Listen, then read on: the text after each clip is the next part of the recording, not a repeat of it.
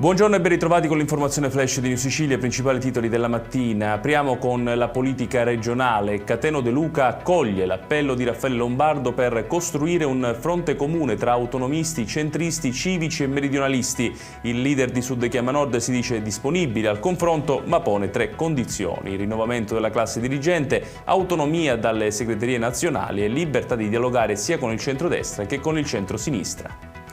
14 condanne e 5 assoluzioni nel processo nato dall'inchiesta Ecobeach sul presunto traffico illecito di rifiuti ai giardini Naxos nel Messinese. La pena più alta, 9 anni, è stata inflitta a Venerino Savio, 8 anni e 6 mesi al funzionario della città metropolitana di Messina Eugenio Faraone, assolto tra gli altri invece l'ex sindaco Pancrazio Lo Turco.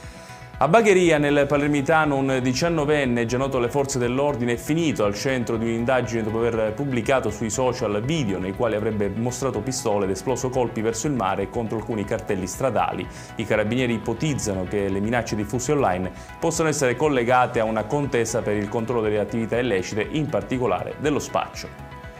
A Catania la polizia ha arrestato un 17enne sorpreso mentre avrebbe gestito uno spaccio drive-in in via Capopastro nel quartiere di San Giovanni Galermo. Sequestrate 50 dosi di crack, 51 di cocaina e una ricetrasmittente e denaro contante. Nel vano ascensore di un edificio sono stati poi trovati anche 2 giubbotti antiproiettile.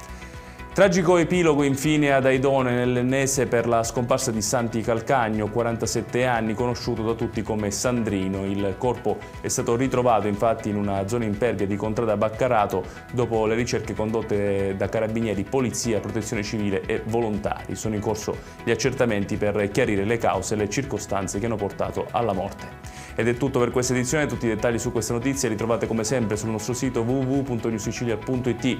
Grazie per averci seguito e buon proseguimento di giornata.